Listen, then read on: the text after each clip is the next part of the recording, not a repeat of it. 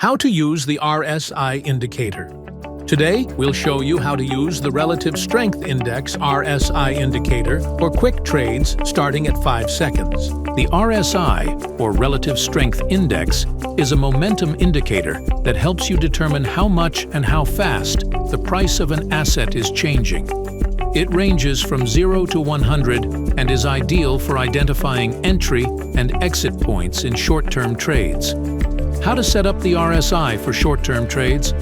Go to Indicators and select RSI. For short-term trades, consider reducing the standard period from 14 to 510 to make the indicator more sensitive to market movements. Watch for RSI values above 70, overbought, and below 30, oversold. These moments can offer good points to open trades.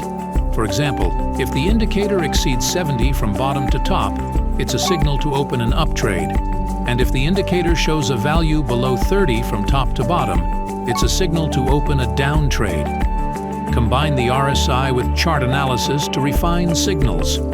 RSI can significantly improve your ability to make quick decisions based on market momentum data.